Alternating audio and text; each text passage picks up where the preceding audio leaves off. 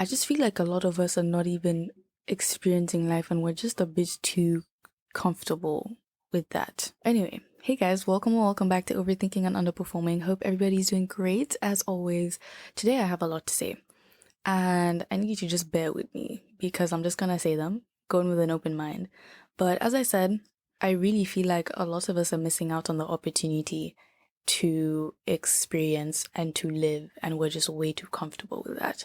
And I've kind of come up with three reasons as to why, we find ourselves in these positions. For me personally, I've definitely just experienced all three. You might fit in one category, you might fit in two, you might fit in none. If you don't, that's great. Tell me your secret, cause. But anyway, the three reasons that I came up with is either you're hostage to the past, you're hostage to the future, or you're hostage to experiences that you had. When it comes to being hostage to the past, I feel like this one's very self-explanatory. Things happen in life, and a lot of people experience things that they shouldn't have experienced it or shouldn't have gone through. But I think a lot of the times we have a problem letting go of trauma and letting go of pain. And I think we feel some kind of like ownership towards our pain and our trauma, when I feel like that shouldn't be the case, because now this trauma and now this pain is robbing you if you let that be the case, right? And I'm not trying to be insensitive to situations where the most messed up things happened. You do not have to justify your feelings. You don't have to. If you feel it, it's valid and it's there, full stop. And your pain is yours, but that doesn't necessarily mean that you have to embody it. And I feel like a lot of the times we embody pain. A lot of the times we want to be angry. A lot of the times we want to be sad. It's like we want to just sit in that. And there's sitting in that in a way that's productive, and sitting in that in a way that you feel like you've just been done so wrong that like you should be angry for a long period of time. Like you should be sad for a long period of time. And I don't think anyone goes into it being like, yeah, I should be upset. But like, it's kind of like subconsciously and consciously, you're just kind of like letting it slowly become a part of you, and letting every day kind of be determined by whatever it is you experienced or went through, right? And I think when it comes to whatever pain you faced, whatever, if it's an argument or if it's something crazy that went on, or if it's like, I don't know, a friend did you dirty in the past, or something happened that kind of changed, I don't know, your perception on things, on things, or how you go about certain things, or just how you see certain things, just like it kind of just like rewired your understanding and brain, in that way. I think it's very valid to talk about it and to revisit it and to have moments where you're like, man, damn, that actually really happened. Like, and that messed me up. And I'm not okay with that. And that was messed up. But you have that moment and then you move on. Like, I'm a very firm believer in like this, because I think sometimes people try to paint healing as this thing that like, you're supposed to reach a place where you randomly just get over it and you move on and you're okay and you don't even think about it anymore. I don't think that exists. I think you can. I feel like I'm contradicting my beliefs because the Bible says forgive and forget. But a lot of the times as humans, it's very easy to forgive. But forgetting is another story, right? And I think a lot of the times we're set this expectation to, heal in a way that you kind of move on completely and stop looking at this thing that hurt you, or stop looking at this experience or situation that hurt you. You just are supposed to move on and forget. And I very much believe that it's very much healthy and very much okay to have moments where you still go back and you're like, man, that was sad. Or like, you have moments where you just want to talk about it for a second and you just want to remember like how it hurt you, or you just want to sit in that sadness for a second.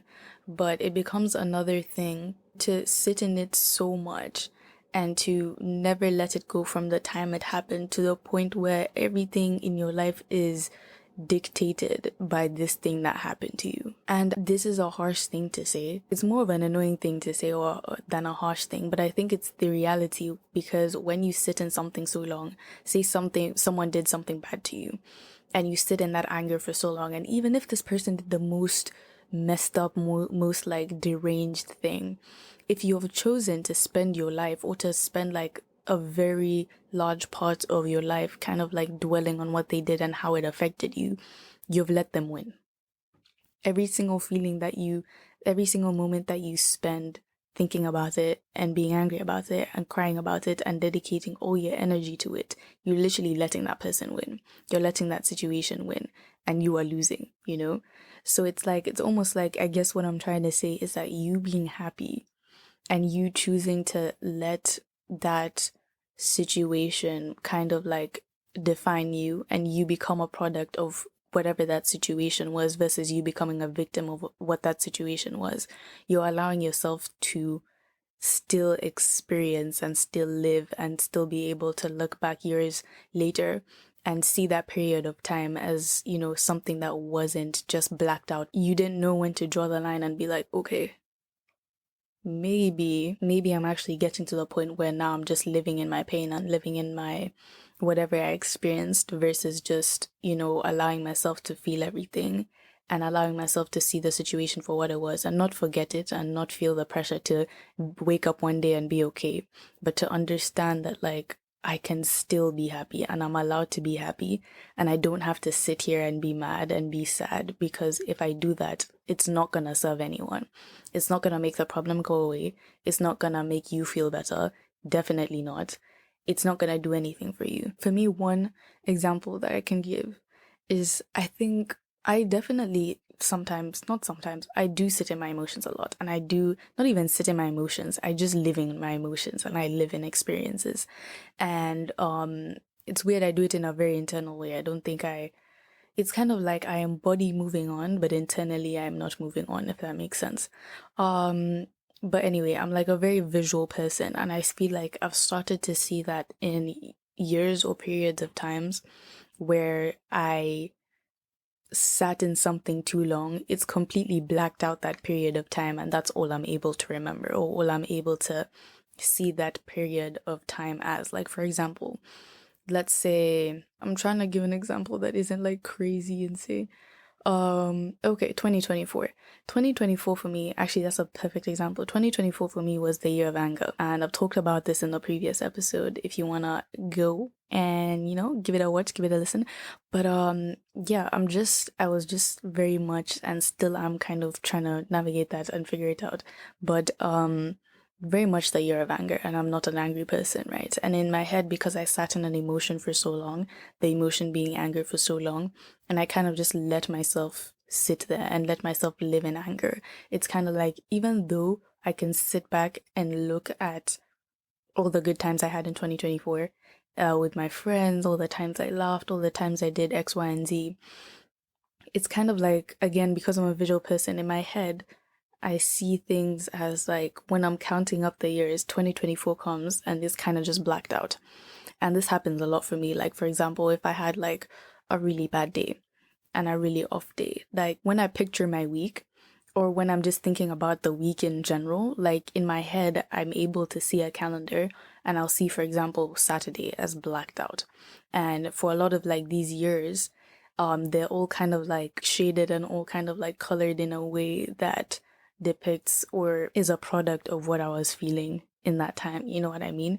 And I guess that whole blacking out of 2024 just shows how like a whole period of your life can be made to seem like it was horrible and it was just like, you know, filled with all this hate and filled with all this anger and filled with all this, like, I don't know, sadness, embarrassment, whatever emotion is taking over you or whatever thought is taking over you, that you'll be so unable to see all the beautiful and amazing things that actually happened. And it's like, in my head, I always think about it as, I know this is kind of dark, but in my head, I always think about it as, if I'm on my deathbed and I'm lying there and I know it's about to be time and, you know, God is calling me home, it's time to go, time to pack up. And I'm just sat there thinking about my life and I'm unable to kind of find more positives than negatives. That's a genuine fear that sometimes I have. I have a lot of fears that have to do with my deathbed, and it's not the actual dying, it has to do with my life.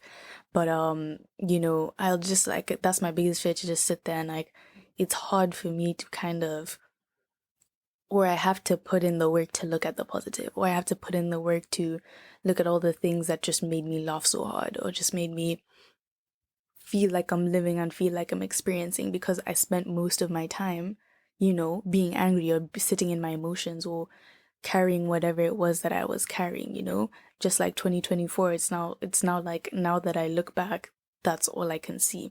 It's also kind of like there's this story. I feel like there's a famous like tale. I don't know if it's a fairy tale or like one of those, I don't know.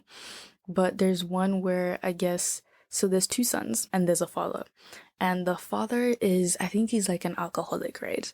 And then because the father is an alcoholic, you know, one son kind of grows up to be like, I am never gonna freaking drink again. I'm never gonna touch alcohol. I don't want that in my house. And they grow up to become like super, like, you know, they just want so much more for their lives because they looked at, you know, their father's life and they were like, I just can't have that for myself. I need more. I'm gonna do better. Everything's gonna just be better for me. It has to be better because I know what the opposite looks like, and that's not gonna be me. And then you have the other son who kind of became exactly like his dad because he was like, actually, this messed me up. This messed me up, and I'm just so upset at him, and I'm just so upset at all that he put us through. And you're just kind of like, man, screw it, whatever. I'm just gonna drink my life away, you know? And it just kind of shows you the two ways trauma can go, you know? You can choose to sit in it and let it dictate the way your life turns out, and you literally just become a victim of whatever is going on in your life. Or you can choose to let it be the reason why you're doing okay today. You know what I mean? So, but yeah, anyway, being hostage to the future. That one, that one, I'm still trying to figure out how to recover from that one. I think I'm very much the dictionary definition of this one, and I think I very much have a problem. But I don't know. Anyway, being hostage to the future.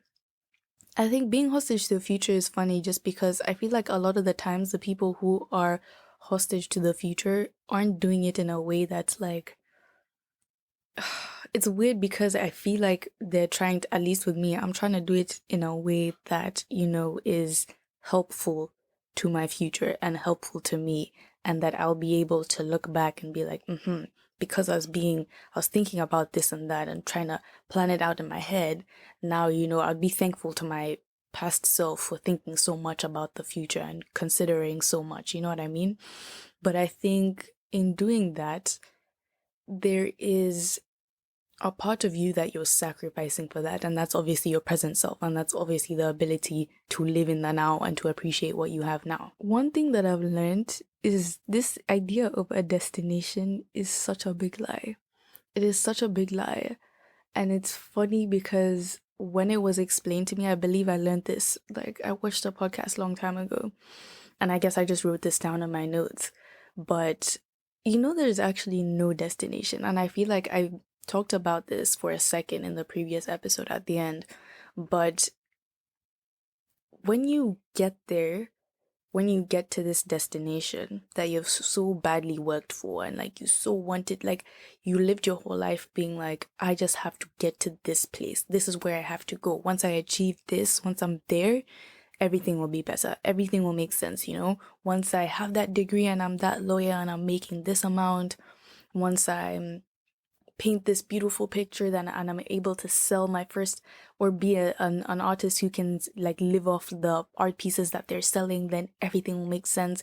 But it's like you don't realize that when you get there, you're just gonna be looking at the next destination, and it's almost like you didn't actually get there. Do you see what I'm saying?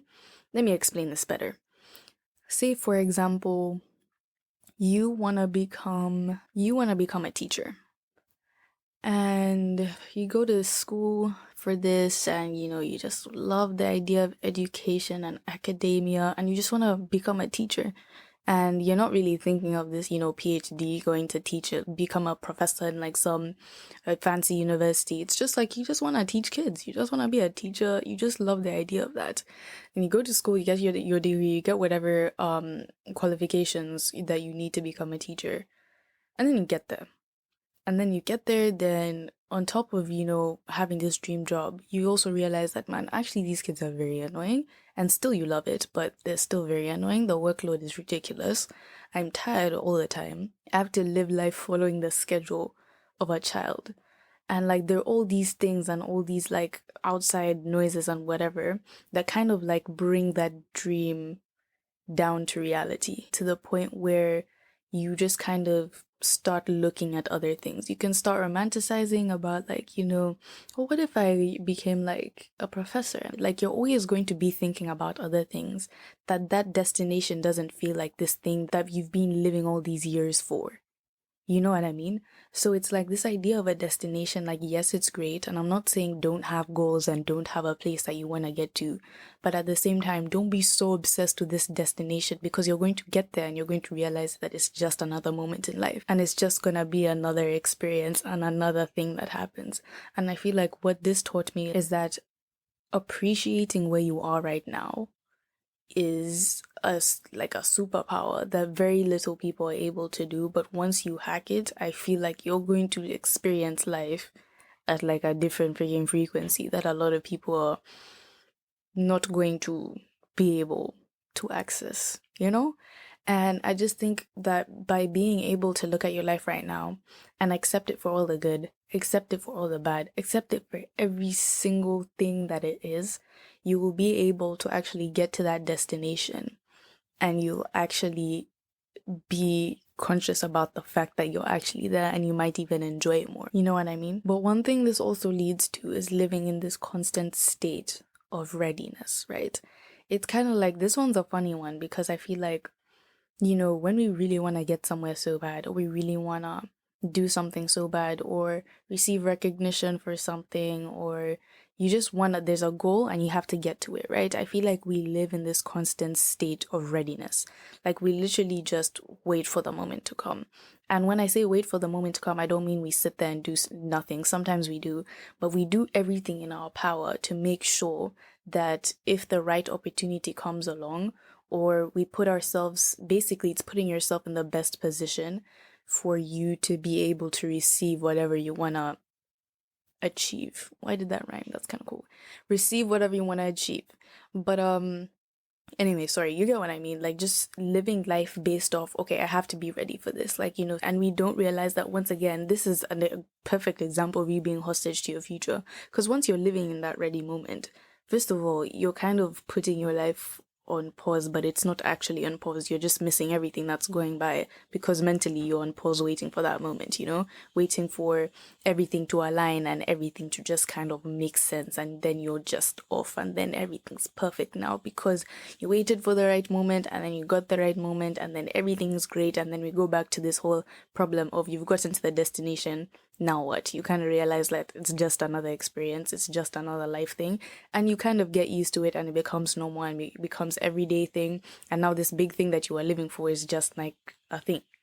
Another way that I feel like we're hostage to the future is because we're so stuck in comfortability. Like we're too comfortable being comfortable.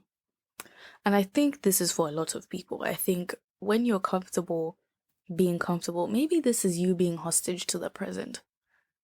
Anyway, but like when you're too comfortable, right? I feel like you never put yourself in a position for to make the moment that you're living right now something that actually has some kind of essence to it. Do you see what I'm saying? Because I think when you're comfortable, you kind of feel like everything is gonna work out in the end. And you're kind of just chilling laid back because, I feel like it also kind of depends why you're so comfortable, because there are different reasons to why you're comfortable. If I give an example, I think say, for example, you have person A and person B. I feel like this is the most stereotypical example that has been given a lot of the time. But say person A, right? Their lives have just been very easy when they grow up. Like their lives have just been kind of not necessarily handed to them, or maybe it's been handed to them, right? And then you have this person B, where they had to work for everything because nothing was handed to them, and they just lived in very, trying conditions and poor conditions, and they just went through a lot. But they had to figure out how to live, So it's like they're in this position where they can't even afford to be comfortable, because they have to figure out, okay, how are we going to do this right now? How are we going to live life right now? And I feel like the difference is most people who are in category B end up achieving more than the person that's in category A, or having a work ethic that is just very different from the person in category A. Not always, definitely. I think this is a stereotype, but a lot of the times, like the world does prove this stereotype correct. Maybe this actually is just being hostage to the present, or being hostage to comfortability. That's what we should call it. Bloody being hostage to comfortability. Let's add a fourth one. You're hostage to comfortability, and because you're hostage to comfortability, there's nothing pushing you to make your life have some essence. There's nothing pushing you to do something that is for you, and something that is unique to you, and something that is, I don't know, unique to your experience, and just, palpable. You know what I mean? Like, just something, you're just too comfortable to look for those things. But when you're not comfortable, and you're kind of used to, having to create things for yourself, it's very easy for you to create experiences that you look back, 50 years later and be like, damn, man, that was a time, that was a time, But yeah, anyway, sorry, that just segued in, but back to being hostage to the future. I feel like a lot of the times we get it's so funny, because maybe this is also its own subtopic, and maybe this is being hostage to something else, but I feel like a lot of the times we get so upset at the universe, and so upset at the world, and so upset at, God, because, he's not giving us something. And I guess this links back to, being stuck in this state of readiness, where it's kind of like, you're just so desperate for this thing that you don't realize that you being desperate for this thing is jeopardizing you actually getting this thing. Now, if you're a Christian, you know the whole saying that God will not give you something that you're not ready for, because if he gives it to you, you're going to ruin it. And you're just going to ruin the potential of it, and then that's never going to be your future, because you were just not ready for it, so you absolutely shattered all your chances at it, right? And similarly, it's like, if you sit there being ready for all your life, and if you sit there like being so upset, and you're just not understanding why this moment hasn't come for you, maybe it's because you're missing something, and missing that connection. And that connection will only come if you pause for a second, pause on that future for a second, and take just 2 seconds to be present, and to live, and to actually collect some kind of knowledge that will serve this future of yours that you're so badly waiting for, So it's kind of like, sometimes you feel like, you're waiting for something to happen in order to make things feel better, but you don't realize that that thing that you need in order to make things make sense is in the now, and is in the experiences that you're refusing to give yourself, that are literally going to take you to that moment. You know what I mean? But anyway, last one is being hostage to experience. Being hostage to experience, I feel like when I got this specific one came from a podcast that I watched, and I felt like it was very harsh. I felt like it was very harsh because the dude was making it seem like, how dare you, sit there and think that your experience is so damn unique. And I feel like one thing came to mind. If you haven't watched this show, I'm so sorry, but basically there's this show called This Is Us, and there's this character called Randall. And I remember at some point in his life, he was adopted, and, he was kind of left at like a fire station, and, he was brought to the hospital, and his adoptive family found him. And anyway, long story short is that his life and everything that he did, and every like almost thing that came out of his mouth, had to do with the fact that he was adopted. And he eventually met his adoptive father, and there were all these lies and all these things, and he literally made his whole existence about the fact that he was adopted, right? And a lot of people in his life like would bring up like, hey Randall, like, we love you, and we get that, this is some insane thing that you went through. And his story was very like, it was a lot. But the people who loved him were like, yo, you have to stop defining yourself by this thing that you went through, because you're kind of missing out on everything right now. You're missing out on life right now, and you need to calm down, and you need to realize that this was an experience, and it doesn't have to be something that now defines the rest of your existence. And I feel like that is something that one, like, I remember when that moment when someone told him off, I was like, thank you. Anyway, but yeah, being hostage to your experience is exactly like that. I feel like a lot of the times we experience things in life. We experience things in childhood that make us who we are today. And I guess this also goes back to being hostage to the past, because I think a lot of the times we hold on so tight to our trauma, and and hold on so tight to our experiences, whether good or bad, that we're just not able to let that experience create some kind of, to make us who we are today, and just leave it as that. Like,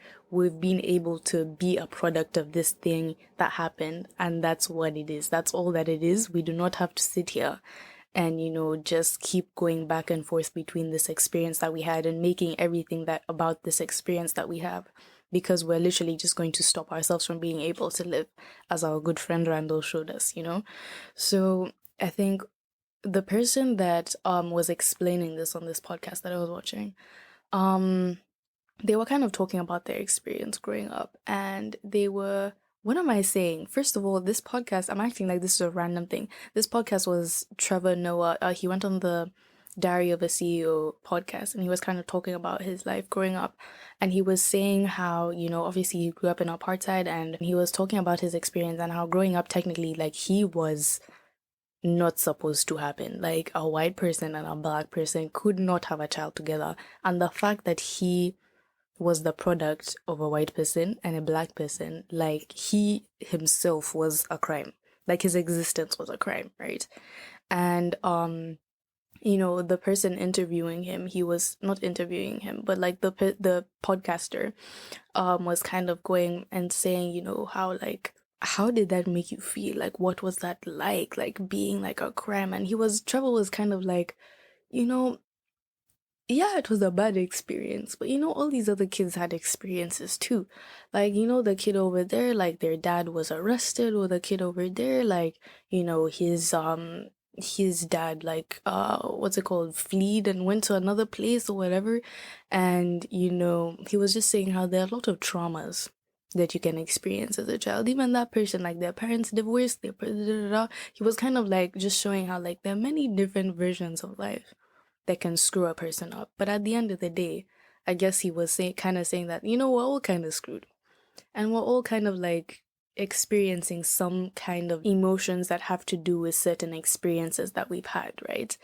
And at the end of the day, he said this in a way that made it seem like an experience is just an experience, but we're here. And that's what matters. And that's when he said it in a way that just made me a bit uncomfortable, because it sounded like he was invalidating, all of these very hard experiences that a lot of people go through. But at the same time, I kind of understood it, because it's like everyone gets so caught up in the uniqueness of their experience, and they're like, no one else, you feel like no one else has experienced what you've experienced. And like, if that's the case, then that's the case. I'm not saying that there's something wrong with being able to recognize that this isn't a normal thing. And I feel like it's good if you're able to recognize that it's not a normal thing and be able to talk about it, whatever you experienced. But at the same time, don't be so obsessed with, your experience being so unique and being the reason why, you're like this today, and the reason why you have X, Y, and Z problems, and the reason why you're just like so, as if like possessive over this experience that you had, that you're so unable to see that, listen, this is just a part of the life cycle. And there are a lot of other ways that everyone else in the world is messed up. And it's not to kind of say like, oh, screw your experience, everyone is messed up. It's just kind of like to allow you to be in the position to think that, what, this was messed up, and it's made me who I am today. And once again, I can talk about it and I can bring it up, and nothing is ever like fully forgotten, and you're allowed to revisit things. But at the same time, don't live your life based off of that experience, and start, allocating and start explaining and start linking everything back to this experience, and like not letting that experience just be something that you experienced, so, and that, allowed you to be the person, or created you to be the person that you are today. You know what I mean? But yeah, that is basically it. Thank you so very much for listening to my TED Talk. Kidding. Thank you so very much for listening to this episode. Make sure to, if you're watching the YouTube, make sure to like, subscribe, hit that notification bell, leave a comment down below. And if you're just an audio listener, thank you so very much. If you want to leave a nice 5-star, review, I love you so much for doing that. Thank you for supporting. Anyway, bye.